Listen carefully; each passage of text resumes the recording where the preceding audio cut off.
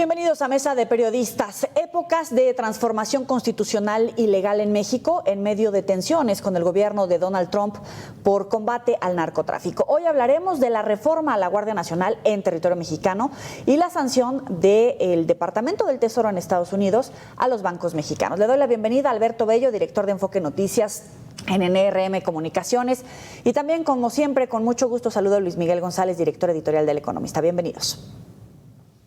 Hola. Hola, ¿qué tal? Alberto, comienzo contigo para plantear un punto de partida. Algunos aseguran que una de las principales modificaciones a la ley de la Guardia Nacional consiste en el traspaso de este cuerpo de seguridad creado en el gobierno de López Obrador a la Secretaría de la Defensa Nacional como un camino hacia la militarización. Otros que simplemente es la manera de realmente combatir el narcotráfico y el crecimiento del control de grupos delincuenciales en el territorio. ¿Cómo lo planteas tú? Bueno, que es una militarización está claro, es decir, no vamos a tener una fuerza policial encargada de la seguridad y por lo que, y tal y como está redactada la ley, los estados van a hacer convenios y los municipios van a hacer convenios con la Guardia Nacional para atacar los problemas de seguridad local y todos los temas que suceden. Es decir, evidentemente lo que estamos ante una militarización de la seguridad pública, pues es muy claro, ¿no? Si esto va a resolver estos problemas de seguridad, pues es posible que veamos una mayor contundencia, una mayor, o sea, menos titubeos, menos burocracia para tomar algunas decisiones, y también es probable que veamos pues menos pues vamos a ver problemas de derechos humanos, vamos a ver arbitrariedades y es posible que se vean pues lo que ocurre cuando no hay pues no se siguen digamos la división que es en cualquier democracia entre el poder civil y el poder militar. Cuando todo se va a llevar por parte militar, pues vamos a ver, puede que haya este tipo de problemas de seguridad, perdón, de derechos humanos que hemos visto en el pasado. Evidentemente esto supuestamente se salva con una Secretaría de Seguridad Pública que tiene la estrategia y que tiene toda la visión del sector y que va a dar instrucciones sobre cómo se tiene que comportar el poder militar. ¿Qué tanto va a funcionar esto? Pues lo vamos a ver, es un experimento, pero sí, claramente es una militarización, claramente hay riesgos y vamos a ver cómo funciona. ¿Coincides, Luis Miguel? Sí, quiero enfatizar lo último que decía Alberto, seguimos experimentando. Y parte del tema es, llevamos muchos años en crisis de seguridad o de inseguridad y seguimos sin encontrar la fórmula, yo no digo la fórmula mágica, sino el punto de partida a través del cual podemos apostar en el mediano y en el largo plazo por tener resultados. Creo que por alguna razón cultural tenemos como fetiche por la parte de las reformas constitucionales, de lo que ocurre en el Congreso, como si ahí estuviera el mayor obstáculo, el mayor problema. Recuerdo del sexenio de Peña que decían, no, es que lo que le falta a la estrategia de seguridad es una reforma constitucional, un montón de cosas que no quedan claras en la ley y por eso no puede ser eficaz. Se hacen los cambios y luego entramos a una situación donde lo de que discutimos es qué quieren decir las estadísticas. Si efectivamente estamos avanzando, es muy poco comparado con lo que necesitamos. Y por otra parte, quiero recordar, cuando Claudia Sheinbaum estaba en campaña, cuando estaba planteando ya como presidenta electa lo que iba a hacer, mencionaba mucho el tema de coordinación entre gobierno federal, gobiernos locales, entre diferentes instancias. Y lo que ha emergido de estos cambios, de estos reacomodos, entre qué le queda al Ejército, a la Marina y a la Guardia Nacional y a la Secretaría de Seguridad Pública, queda la impresión de que lo que no hay es coordinación, sino más bien muchos problemas no resueltos, algunos que no tienen que ver con la crisis de seguridad, sino con una cuestión, me atrevo a decir, hasta de egos. ¿Quién manda aquí? ¿Quién manda allá? ¿Por qué tal presupuesto termina en tal caja y no en tal otra? me parece que comparado con el tamaño de la crisis, tenemos pocos resultados, pero sobre todo tenemos pocas respuestas. Dentro de Morena, de hecho, refutan porque antes se pedía que los militares regresaran a sus cuarteles y hoy hay un juego ahí discursivo sobre si realmente es en contra de la democracia, si es instaurar un sistema militar o después al ratito cómo le quitas el poder a los militares cuando ya les diste presupuesto o ya les diste un acceso a un cargo público, a una gubernatura, a la presidencia. ¿Qué respuesta más centrada, Luis Miguel, a estos planteamientos? Siempre se plantea una cosa que a mí no me gusta y es plantear esta idea de que lo que han vivido otros países que ha generado una especie de doctrina en eso de, por definición, una democracia implica tener un balance entre lo civil y lo militar, donde claramente predomine lo civil. Se dice es que esto no aplica en México, porque en México el ejército es otra cosa, es leal a la presidencia y un montón de cosas.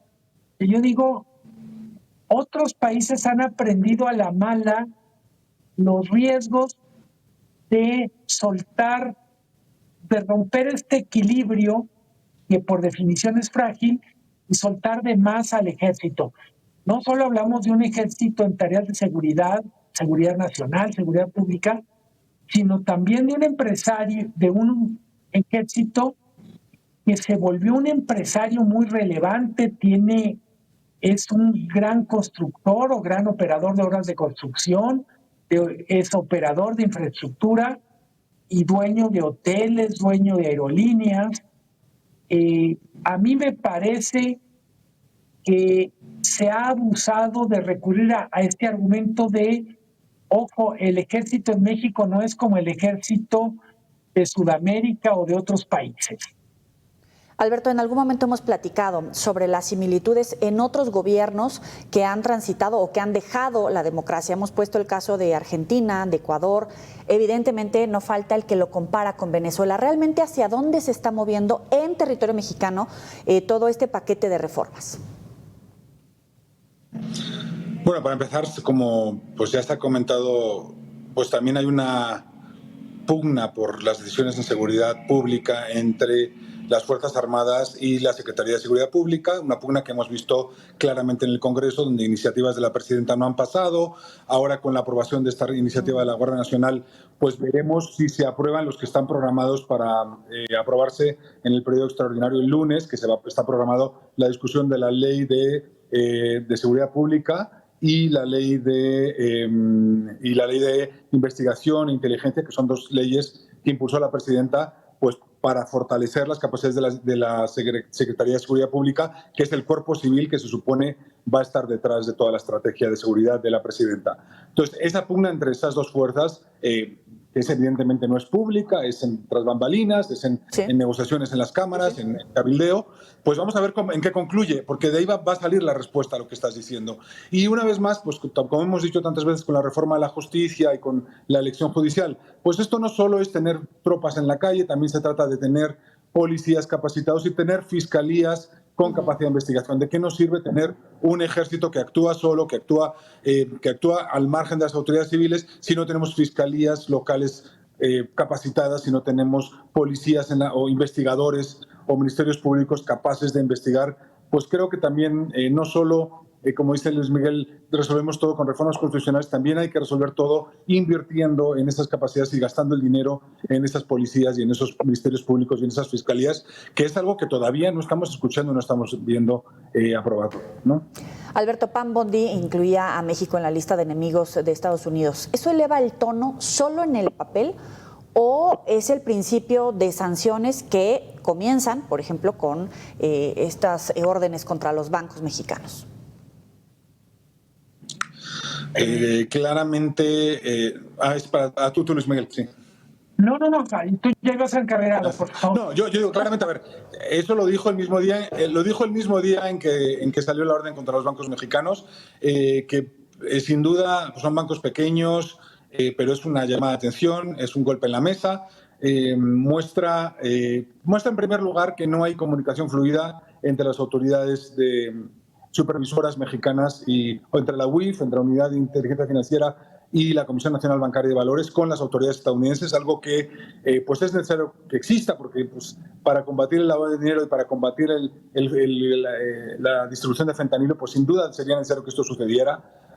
Yo creo que la denominación de enemigo de México junto con otros enemigos reales de Estados Unidos, pues no sé, hay ciertos grupos dentro del gobierno de Estados Unidos que lo defiende. No creo que sea la mayoría del gobierno estadounidense y no creo que sea que nos vean como Irán. Eso no creo que eso suceda, pero sí, desde luego, hay una intención de presionar al gobierno mexicano, de intervenir en México y de tomar decisiones por México. Pues van a quebrar básicamente 2 bancos mexicanos por la decisión de que no puedan tener transferencias con Estados Unidos. Es una alerta para los grandes bancos de México de que esto puede suceder. Y es una llamada escandalosa el mismo día en que la fiscal de Estados Unidos dijo que éramos el enemigo. Yo lo veo más bien como llamadas de atención, como amenazas y una llamada a que el gobierno mexicano tome decisiones en ciertos temas, ¿no? Entre ellos, una mayor supervisión del sistema financiero mexicano. Luis Miguel, el tema del nerviosismo por una posible quiebra de estos bancos pequeños, pero que al final mueven ciertos recursos económicos. ¿Estas sanciones económicas realmente tienen impacto en la economía mexicana? ¿Generan nerviosismo? ¿O cuál es el impacto, por ejemplo, en el sector empresarial mexicano también? Esta es la gran pregunta. Si viéramos solo el tamaño de los bancos y su peso en el sistema financiero, podríamos decir no hay ningún problema estructural o sistémico. El caso de Cibanco y de Intercam no tienen entre los dos más que 1.5% de los activos del sistema financiero, del sistema bancario. El problema es, en un año de incertidumbre, abres otra batalla o otra ventana de incertidumbre, porque es lógico tener preguntas del tipo, ¿cuáles más pueden estar en esta lista? Claro. ¿Qué significa que hayan escogido a estos 2 bancos y a esta casa de bolsa? Daría la impresión que los 2 bancos entran en el supuesto de eran instituciones que la propia autoridad mexicana, la Unidad de Inteligencia Financiera, detectaba como vulnerables porque su especialidad estaba en compra-venta de divisas.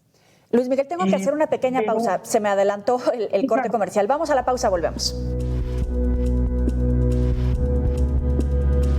Los bancos, ¿qué otras casas de bolsa podrían estar en este supuesto? Porque evidentemente desata este nerviosismo. Lo planteo nada más en el contexto de es tan fuerte esta bomba que suelta el Departamento del Tesoro que nos lleva por un lado a preguntar por qué específicamente están estas 3 instituciones en la lista. Creo que tiene sentido una parte de lo que pregunta la autoridad mexicana, y es si las pruebas que el Departamento del Tesoro está presentando son contundentes, como para decir no hay ninguna duda de lo que están señalando ocurrió, o estamos frente a un nuevo frente de batalla en la nacional. Los 2 cosas son tremendamente graves. Si lo que dice el Departamento del Tesoro es cierto, pues lo que resulta es que tenemos una especie de árbitro que está ciego. Sí, y con todo lo que eso implica, porque podría haber, a partir de estos problemas de supervisión, podría haber otras instituciones que se estuvieron portando mal y que no habían sido detectadas. El segundo escenario es, vamos por un momento diciendo, para llevarla contra, son inocentes estos 2 bancos y la casa de bolsa. Los vas a hacer quebrar a los 2 bancos porque no hay manera de operar sin tener conexiones con el sistema financiero de Estados Unidos. Si son inocentes y todo eso ocurre, pues lo que nos estaría diciendo el mensaje es durísimo y es: vamos a escuchar mucho más presión de Estados Unidos por canales no convencionales. El caso de la casa de bolsa Vector no es menor por el propietario, por los años en los que se señalan las operaciones, porque literalmente nos obligaría a entrar a otra narrativa respecto a cómo fue el sexenio de López Obrador y de qué tamaño eran las relaciones con el crimen organizado en Palacio Nacional. Que estaba hasta bancarizado, ¿no? Alberto, siguiendo en este orden de ideas, ¿cabe también en la ecuación este factor político que pone sobre la mesa Luis Miguel, sobre el personaje en la Casa de Bolsa, la administración del expresidente López Obrador, y que evidentemente pues tiene continuidad hasta el sexenio actual? Sí, yo creo que no es inocente la selección de los bancos. Buscaron, o sea, de las tres instituciones, dos bancos pequeños que no tienen un golpe muy fuerte sobre o sea, que su desaparición pues tampoco nos va a destruir el sector financiero, y una casa de bolsa propiedad del que era el asesor empresarial del presidente López Obrador. O sea, no me parece una decisión inocente, es un golpe en la mesa, es un aviso. ¿De qué estamos hablando también cuando pedimos a los bancos que supervisen sus operaciones? Pues yo recuerdo cuando a HSBC le pusieron su multa de 1.900 millones de dólares por varias operaciones de lavado de dinero en Sinaloa que se probaron, y la sanción fue por parte de Estados Unidos de 1.900 millones de dólares y las tuvieron que pagar. Lo que hizo HSBC es poner instalar todo un sistema de control. Ese sistema de control tenía 300 personas. Llegó a tener 300 personas supervisando las operaciones del banco. Eso es un dineral en términos económicos. Y el supervisar las operaciones y tener control de todas esas operaciones es muy caro para los bancos. También es igual de caro para los gobiernos. O sea, la Unidad de Inteligencia Financiera, la Comisión Nacional Bancaria y Valores tendrían que invertir en gente y en recursos y en sistemas para evitar operaciones de lavado de dinero. Cuando va pasando los años, los bancos van pues, reduciendo esas áreas, quitándole peso, trayendo gente no tan buena, y eso es lo que pasa con cualquier institución, pues que tratando de mejorar sus márgenes hace eso. Yo creo que el golpe en la mesa de Estados Unidos, es decir, señores bancos y instituciones financieras de México, pónganse las pilas porque estamos aquí alerta y vamos a estar supervisando operaciones tan pequeñas como están mencionando 2 millones de dólares a lo largo de 6 años para una de las instituciones. O sea, estamos hablando de cosas muy pequeñas y transacciones muy pequeñas a lo largo de años que las acumulan y te las ponen en la mesa y te dicen, por esto te voy a dejar de permitir trabajar con Estados Unidos. Entonces, yo sí lo veo como un golpe en la mesa muy fuerte, unilateral. No necesitan jueces, no necesitan que México haga nada, simplemente te bloquean el acceso a Estados Unidos y te quiebran, ¿no? Pero sí, son muy estratégicos políticamente por el tema de Romo en el caso de Vector, y una alerta al resto del sistema financiero de que se pongan las pilas y que invierta en supervisión porque no van a perdonar una. Y una llamada a las autoridades hacendarias a pues todo esto que pasó en los últimos años no lo vamos a tolerar en el caso, y sin necesidad de probarlo. Es que si tú te lees los casos dicen, por información no pública sabemos que pasó esto, y te pueden cerrar el banco, pues así, tal cual. Hablabas hace un momento de este bloqueo. ¿Están instaurando el camino, si ya señalan a políticos, a partidos políticos y ahora a instituciones bancarias, pueden llegar a un bloqueo económico, Luis Miguel, a una intervención en todo caso? No, creo que sí, digamos, literalmente estamos en el primer capítulo de la primera temporada y tú ya te estás yendo al capítulo final de la tercera temporada. Okay. Creo que es suficientemente grave este manotazo del que habla Alberto, y no necesitamos imaginar un escenario tan extremo para decir lo que pusieron en la mesa es algo muy complicado de digerir para el gobierno. Creo que la respuesta de Hacienda ayer, la de la presidenta el jueves en la mañanera, yo diría son respuestas insuficientes, yo diría respuestas que nacen del desconcierto, pero que nos dan una idea de lo excepcional que es lo que estamos viendo. Se daba por hecho que había problemas de coordinación, por ejemplo, entre las agencias de seguridad de Estados Unidos y el ejército. Nunca se terminó de cicatrizar la bronca entre la DEA y el ejército mexicano con lo del caso Cienfuegos. Pero se decía que la comunicación entre el Tesoro de Estados Unidos y Hacienda era impecable. Entre otras cosas, hay que decir, Rogelio Ramírez de la O era un funcionario de muy bajo perfil en México, pero con muchísima comunicación en los canales financieros de Estados Unidos. Parte de lo que estamos viendo con esto es que la comunicación no está funcionando. Dice Alberto, lo dijo varias veces, es una decisión unilateral en la que de alguna manera echan mano de facultades extraordinarias.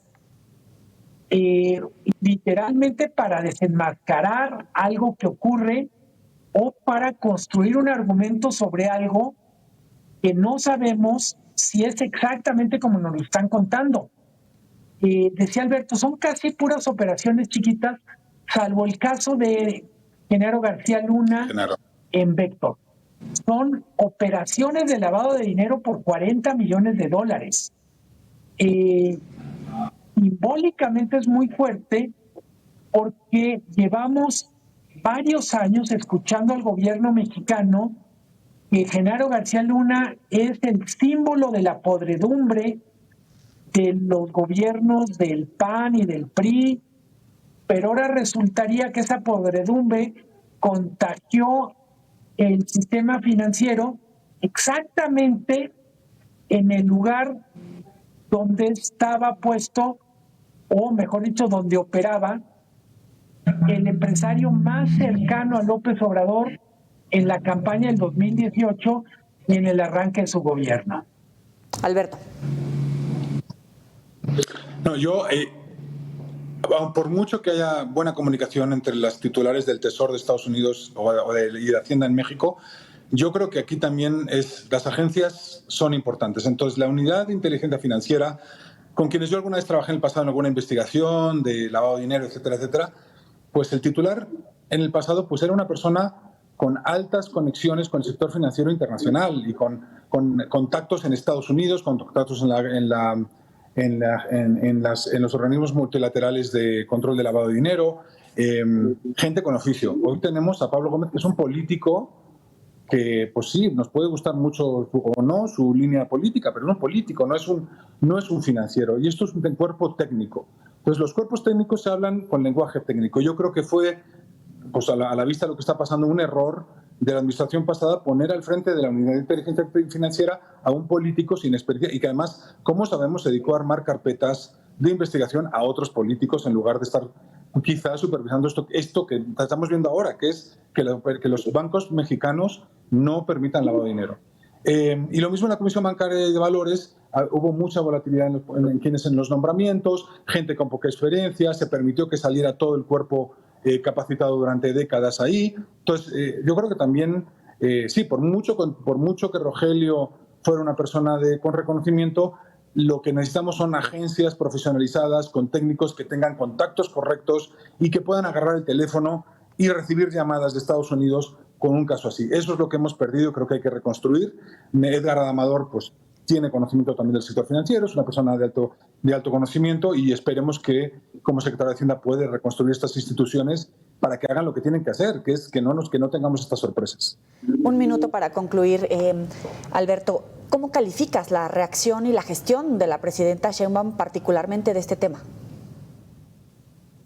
Mira, no sé, la presidenta, yo personalmente creo que la presidenta debería de poner a los profesionales a hablar de estos temas y no opinar, y porque creo que la presidenta la tenemos que proteger de estos riesgos, ¿no? Y lo que creo es que la respuesta de Hacienda básicamente lo que dice es, igual que estos bancos hicieron estas operaciones, tenemos otros 10 que hicieron lo mismo, lo cual me da, no sé si, a mí me preocupa, más que tranquilizarme me preocupa, ¿no? Entonces, siento que Hacienda respondió como pudo. Estados Unidos claramente no ha compartido la información en la que se basa para tomar estas decisiones.